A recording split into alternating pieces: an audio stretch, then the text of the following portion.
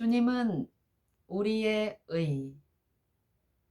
그러면 어떻게 하여 그 나라에 들어가는 데에 필요한 의를 얻을 수 있느냐고 물을 것이다. 오직 위대한 복음의 사역을 통하여 그 의를 얻을 수 있다고 답변할 수 있다. 먼저 성경에 나온 이야기를 보고 칭의, 곧 의를 나누어 받는 문제를 생각해 보도록 하자. 칭의 문제를 보다 잘 이해하는 데에 많은 도움이 될 것이다. 누가복음 18장 9절로 14절에서 그 예를 볼 수 있다. 또 자기를 의롭다고 믿고 다른 사람을 멸시하는 자들에게 이 비유로 말씀하시되 두 사람이 기도하러 성전에 올라가니 하나는 바리새인이요 하나는 세리라. 바리새인은 서서 따로 기도하여 가로되 하나님이여 나는 다른 사람들 곧 토색, 불의, 간음을 하는 자들과 같지 아니하고 이 세리와도 같지 아니함을 감사하나이다.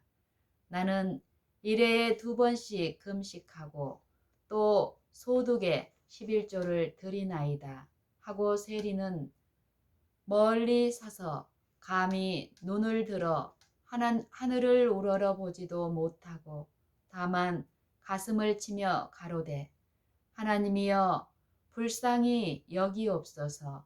나는 죄인이로소이다 하였느니라. 내가 너희에게 이르노니 이 사람이 저보다 의롭다 하심을 받고 집에 내려갔느니라.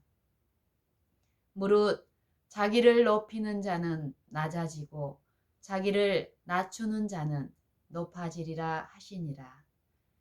이 비유를 말씀하신 목적은 어떻게 하면 의에 이를 수 있고 혹은 그럴 수 없는지 가르쳐 주기 위해서이다.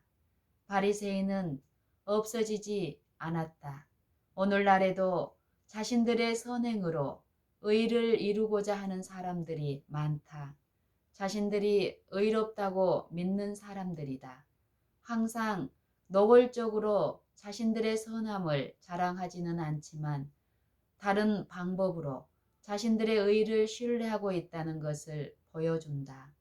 아마도 바리새인의 정신, 곧 자신의 선행을 하나님에게 말하여 은총을 받으려고 하는 정신은 자신들의 죄를 가장 깊이 느낀다고 말하는 그리스도인들 가운데서 흔히 찾아볼 수 있다. 자신들이 죄를 지었다는 것을 알면 죄책감을 느낀다. 죄에 빠져 있는 것을 슬퍼하고 또 자신들의 연약함을 한탄한다. 그러나 이 정도의 수준을 벗어나지 못하고 있다. 때로는 집회에서 부끄러움 때문에 말하기를 피한다. 때로는 감히 하나님에게 나아가서 기도하려 하지 않는다. 평소보다 더 큰 죄를 지은 경우에는 죄책감이 사라지거나 어떤 색다른 선한 행위를 하여 보충했다는 생각이 들기까지는 얼마 동안 아예 기도를 그만두기도 한다. 이것은 무엇을 나타내고 있는가? 하나님 앞에서 자신의 의를 뽐내려고 하고 자기 나름대로 선행을 한다는 착각에 빠져서 이런 거짓된 생각에 의지하지 않으면 하나님 앞에 나올 수 없는 바리새인 정신을 나타내는 것이다. 그들은 주님에게 이렇게 말하고 싶어 한다. 주님, 지난 며칠 동안 제가 얼마나 착했나 보세요. 이제 저를 받아주실 줄로 확신합니다. 그러나 그 결과는 어떻게 되었는가? 자신의 의를 신뢰한 사람은 아무것도 얻지 못했지만 마음속 깊이 통회하면서 기도하기를 하나님이여 불쌍히 여기옵소서. 나는 죄인이로소이다 라고 한 사람은 의인이 되어 집으로 내려갔다. 그리스도께서 말씀하시기를 이 사람이 의롭다 하심을 받고 갔다고 하셨다.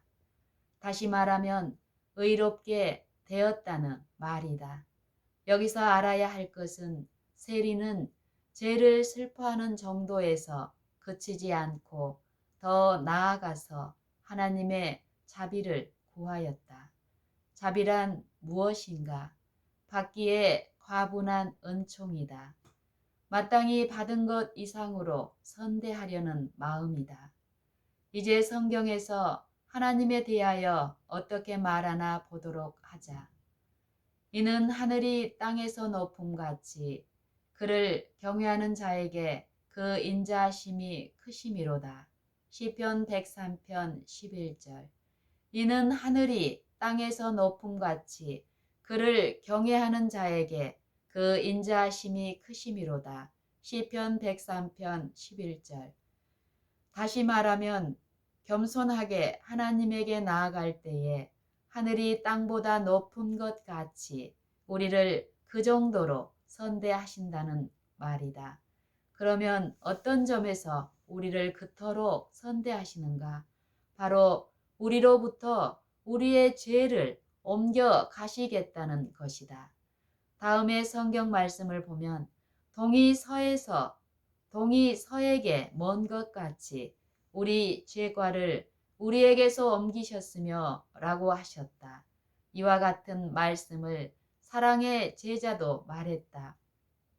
만일 우리가 우리 죄를 자백하면 저는 미쁘시고 의로우사 우리 죄를 사하시고 저는 미쁘시고 의로우사 우리 죄를 사하시며 모든 불의에서 우리를 깨끗게 하실 것이요. 요한일서 1장 9절. 하나님의 자비와 그 자비가 어떻게 나타났는가를 미가서 7장 18절 19절에서 좀 더 읽어보도록 하자. 주와 같은 신이 어디 있으리이까? 주께서는 죄악을 사유하시며 그 기업에 남은 자의 허물을 넘기시며 이내를 기뻐하심으로 노를 항상 품지 아니하시나이다. 다시 우리를 긍휼히 여기셔서 우리의 죄악을 발로 밟으시고 우리의 모든 죄를 깊은 바다에 던지시리이다. 그러면 이제 어떻게 하면 의를 얻을 수 있는가를 설명하는 성경 말씀을 직접 읽어보도록 하자. 사도 바울은 모든 사람이 죄를 지어 하나님의 영광에 이르지 못하였으므로 율법의 행위로는 하나님 앞에 의롭다 하심을 얻을 육체가 없다고 말한 후에 계속하여 이렇게 말하였다. 그리스도 예수 안에 있는 구속으로 말미암아 하나님의 은혜로 값없이 의롭다 하심을 얻은 자 되었느니라.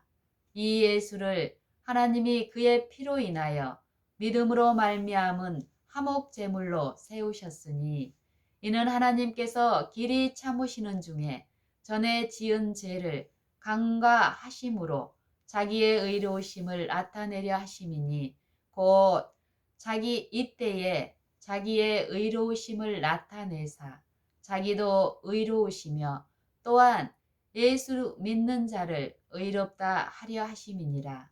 로마서 3장 24절로 26절. 은혜로 값없이 의롭게 되었다.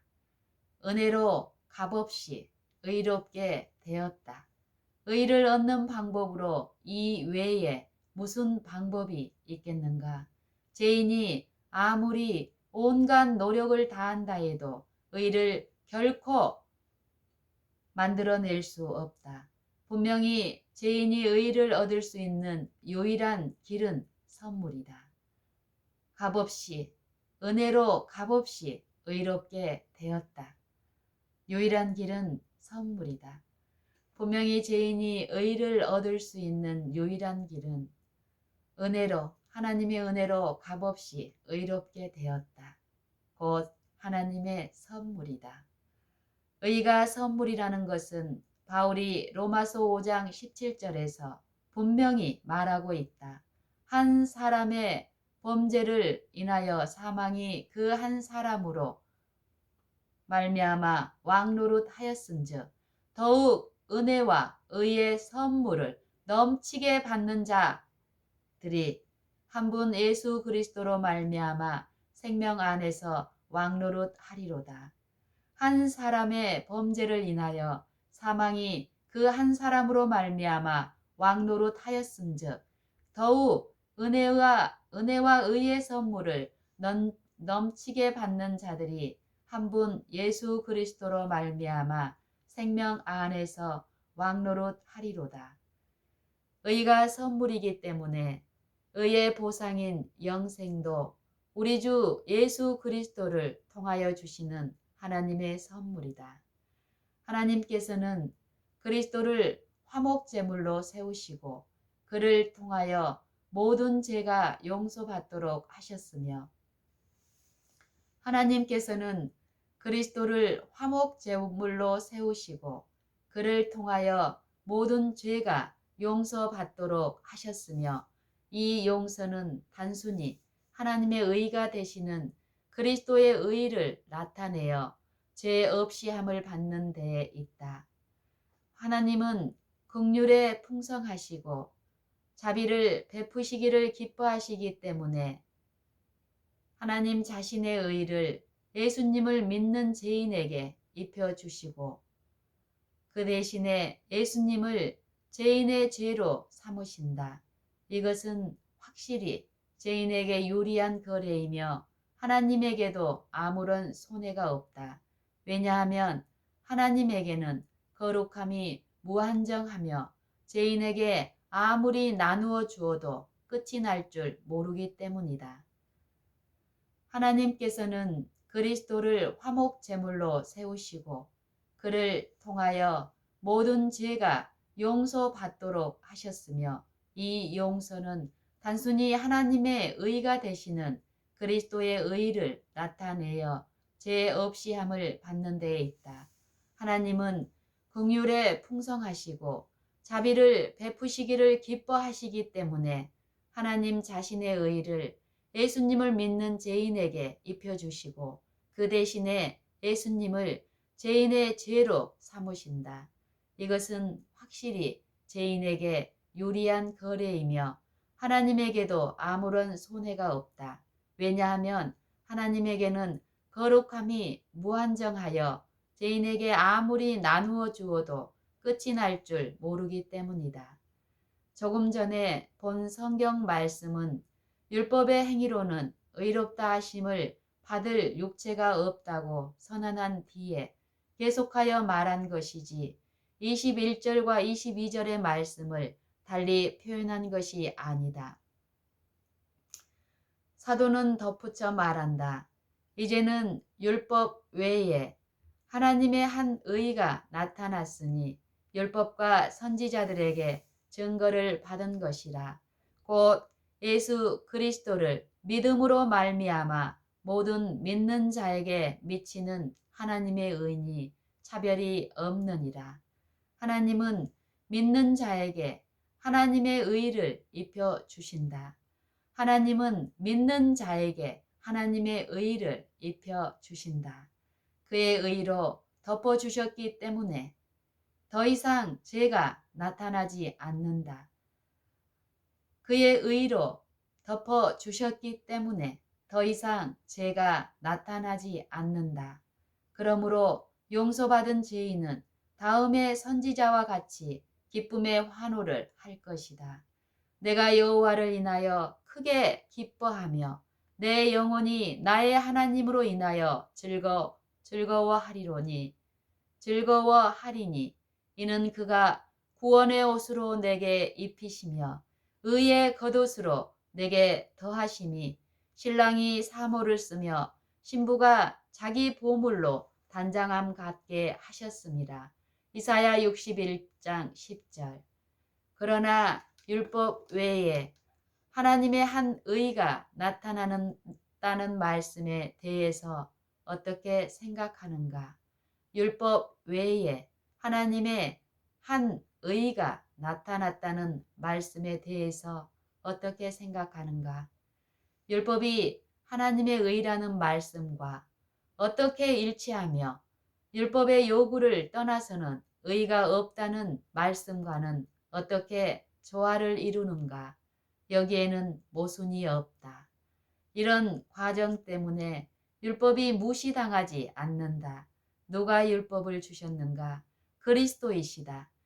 어떻게 율법을 말씀하셨는가? 하나님처럼 권세 있는 자와 같이 말씀하셨다. 그리스도로부터 나온 율법은 아버지로부터 나온 것과 같으며 순전히 하나님의 의로운 품성을 나타내고 있다. 그러므로 예수 그리스도를 믿음으로 받는 의는 율법에 나타난 의와 똑같다. 더욱 이것은 율법에게 증거를 받은 사실로 확정되고 있다.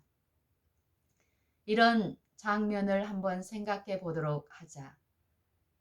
여기 즉결 심판에서 율법이 죄인의 반대 증인으로 서 있다. 율법은 변할 수 없으므로 죄인을 의인이라 부르지 않는다. 유죄 판결을 받은 죄인은 수차례에 걸쳐 율법으로부터 의를 얻고자 하나 모두 거절당하고 수포로 돌아갔다. 어떤 고행이나 선행 같은 것으로 매수할 수도 없다.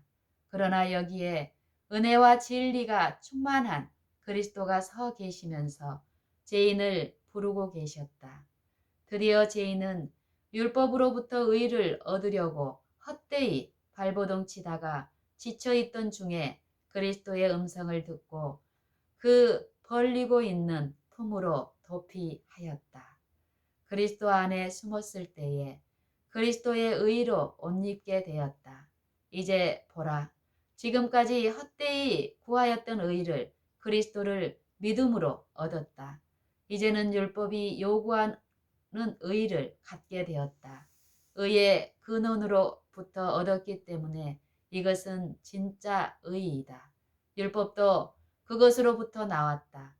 그러므로 율법은 이 의가 참된 의라고 증거한다. 사람이 이 의를 가지고 있으면 율법은 법정에 들어가서 변호하여 모든 고소인들로부터 보호하겠다고 말한다. 율법은 그 사람이 이제 의인이 되었다는 것을 증거할 것이다. 이 의는 그리스도를 믿음으로 말미암은 것이니 곧 믿음으로 하나님께로서 난 의이기 때문에 그리스도의 날에 무사하리라는 것을 바울은 확신하였다. 빌립보서 3장 9절. 이 거래에는 흠잡을 일이 없다. 하나님은 의로우실 뿐만 아니라 예수 믿는 자를 의롭다 하시는 분이다. 예수 안에는 신성의 모든 충만이 거하신다. 모든 속성이 아버지의 속성과 같다. 따라서 그리스도 안에 있는 구속, 곧 잃어버린 인간을 다시 사들일 수 있는 능력이 무한하다. 이 거래에는 흠잡을 일이 없다. 하나님은 의로우실 뿐만 아니라 예수 믿는 자를 의롭다 하시는 분이다. 예수 안에는 신성의 모든 충만이 거하신다. 모든 속성이 아버지의 속성과 같다. 따라서 그리스도 안에 있는 구속, 곧 잃어버린 인간을 다시 사들일 수 있는 능력이 무한하다. 인간의 반역은 아들에게만 한 것이 아니고 아버지에게도 한 것이다. 왜냐하면 아버지와 아들은 하나이시기 때문이다.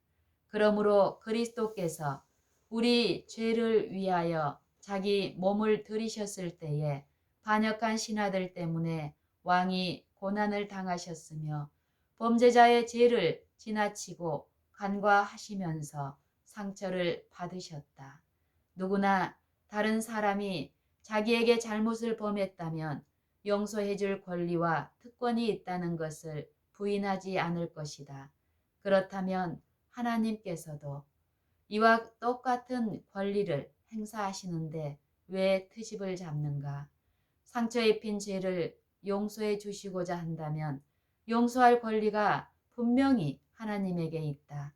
더욱 그러한 권리가 있는 것은 그리스도께서 자기의 몸을 들여서 죄인이 마땅히 받을 형벌을 받으셨으므로 율법의 완전함을 입증하는 것이 되기 때문이다. 그러나 죄 없는 자가 죄인을 위하여 고난을 당하셨다. 사실이다. 그러나 죄 없이 고난을 받으신 예수께서 자원하여 자기 몸을 들이셨던 것은 하나님의 통치를 올바로 깨닫도록 하기 위하여 하나님의 사랑을 베푸신 것이다. 다시 말하면 우주 통치자에게 행한 죄를 용서해 주시려는 것이었다. 이제 하나님의 이름에 대해서 직접 말씀하신 것을 보도록 하자.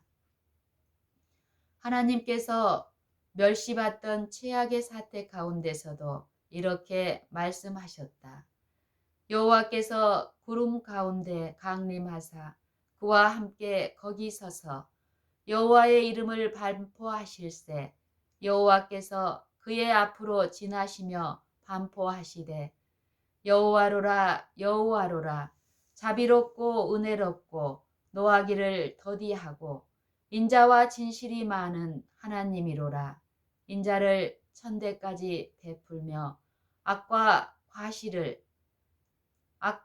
과실과 죄를 용서하나 형벌받을 자는 결단코 면제하지 않고. 출애굽기 34장 5절 7절. 여호와께서 구름 가운데 강림하사 그와 함께 거기 서서 여호와의 이름을 반포하실세 여호와께서 그의 앞으로 지나시며 반포하시되 여호와로라 여호와로라 자비롭고 은혜롭고 노하기를 더디하고 인자와 진실이 많은 하나님이로라. 인자를 천대까지 베풀며 악과 과실과 죄를 용서하나 형벌 받을 자는 결단코 면제하지 않고. 형벌 받을 자는 결단코 면제하지 않고. 출애굽기 34장 5절로 7절. 이것이 하나님의 이름이며 인간에게 직접 계시하신 하나님의 품성이며 사람들이 하나님을 이렇게 생각하라는 생명의 빛이다. 그러나 형벌 받을 자는 결단코 면제하지 않고 라는 말씀은 무슨 뜻인가? 이 말씀은 노하기를 더디하고 인자가 많고 과실과 죄를 용서하신다는 말씀과 완전히 일치한다. 하나님께서 형벌 받을 자를 결단코 면제하지 않겠다는 것은 사실이다. 면제할 수는 없지만 그러나 오히려 더욱 공의로운 하나님이 되실 수 있었다. 왜냐하면 이보다 훨씬 좋은 일을 하셨기 때문이다. 죄를 옮기셨으므로 전에 죄 지은 자가 면제받을 필요가 없이 의롭다 하심을 받아서 결코 죄 지은 일이 없었던 것처럼 간주된다. 의를 옷 입는다는 말을 위선이라고 왈가왈부하지 않도록 하자. 어떤 사람은 의의 선물의 가치를 이해하지 못하여 입혀주신 의를 원치 않고 생애에서 얻어지는 의만 원한다고 말한다. 그렇지만 이것은 예수 그리스도를 믿음으로 모든 믿는 자들에게 주시는 하나님의 의를 무시하는 것이다. 그들이 생각이 경건의 모양만 있고 능력이 없는 이 선에 항의하는 것이라면 동의한다. 그러나 이것만은 마음에 생각하기 바란다. 누구의 옷을 입느냐에 따라서 엄청난 차이가 난다. 자기 자신의 옷을 입음으로 그리스도께서 옷을 입혀주실 때에 그 옷을 낮게 평가하거나 거절해서는 안 될 것이다. 이사야가 한 말을 주목하여 보자. 그가 의의 겉옷으로 내게 더하심이라. 그가 의의 겉옷으로 내게 더하심이라. 그리스도께서 우리에게 입혀주신 의는 하나님이 인정하시는 의이다. 만일 하나님께서 만족스럽게 여기시면 더 좋은 것을 찾으려고 할 필요가 없다. 그러나 비유를 하나 더 들어보자. 그러면 모든 어려운 문제가 풀릴 것이다. 스가랴 3장 1절로 5절에 해답을 주기 때문이다. 대제사장 여호수아는 여호와의 사자 앞에 섰고 사단은 그의 우편에 서서 그를 대적하는 것을 여호와께서 내게 보이시니라. 여호와께서 사단에게 이르시되 사단아 여호와가 너를 책망하노라. 예루살렘을 택한 여호와가 너를 책망하노라. 이는 불에서 꺼낸 그슬린 나무가 아니냐 하실 때에 여호수아가 더러운 옷을 입고 천사 앞에 섰는지라. 여호와께서 자기 앞에 선 자들에게 명하사 그 더러운 옷을 벗기라 하시고 또 여호수아에게 이르시되 내가 내 죄과를 제하여 버렸으니 내게 아름다운 옷을 입히리라 하시기로 내가 말하되 정한 관을 그 머리에 씌우소서 하매 곧 정한 관을 그 머리에 씌우며 옷을 입히고 여호와의 사자는 곁에 섰더라. 이의 이야기에서 더러운 옷을 벗기는 것은 사람에게서 죄를 제거한다는 말과 같은 의미임을 알라. 여기서 알 수 있는 것은 그리스도께서 그의 의의 옷으로 입혀주실 때에 죄를 그냥 놓아두지 않고 없애버린 후에 옷을 입혀주신다. 죄의 용서는 한낱 하나의 형식에 지나지 않아서 하늘의 기록책에 기록되고 그 결과 죄가 지워진다는 그런 것이 아니다. 죄의 용서는 엄연한 현실로서 만질 수 있고 느낄 수 있으며 실제로 각 사람에게 일어나는 일이다. 실제로 깨끗하게 죄 씻음을 받는다. 그러므로 만일 죄 씻음을 받고 의롭다 하심을 받고 의롭게 되면 하나의 철저한 변화가 분명히 일어난다. 전혀 다른 사람이 된다. 왜냐하면 그리스도 안에서 이런 의를 얻고 죄 없이 함을 받기 때문이다. 그리스도를 옷 입을 때에 비로소 이런 의를 얻는다. 그러므로 누구든지 그리스도 안에 있으면 새로운 피조물이라. 고린도후서 5장 17절. 죄의 용서가 너무나 완전하고 값없이 이루어지기 때문에 이러한 놀라웠고 기적 같은 변화는 새로 낳는 것으로 알려져 있다. 거듭나지 않으면 새로운 피조물이 될 수 없다. 이것은 마음이 새롭고 깨끗하게 된다는 말과 같은 것이다. 새로운 마음은 의를 사랑하고 죄를 미워하는 마음이다. 즐거이 의의 길로 가는 마음이다. 여호와께서는 이스라엘 백성들이 이러한 마음을 갖기를 원하여 이렇게 말씀하셨다. 다만 그들이 항상 이 같은 마음을 품어 나를 경외하며 나의 모든 명령을 지켜서 그들과 그 자손이 영원히 복받기를 원하노라. 신명기 5장 29절. 간단히 말하면 이 마음은 죄를 사랑하지도 죄를 짓지도 않는 마음이다. 그러나 무엇이 죄의 용서를 간절히 사모하게 하는가? 단순히 죄를 증오하고 의를 사모하게 하며 죄를 미워하고 의를 사랑하는 마음을 불붙여 놓은 분은 성령이시다. 성령은 모든 사람과 싸우신다. 성령은 그의 견책하시는 음성을 받아들일 때는 즉시 1호자로 사역을 시작하신다. 성령의 책망을 받아들이는 유순하고 순종하는 마음은 역시 성령의 가르침을 따르게 될 것이다. 그러므로 바울은 이렇게 말한다.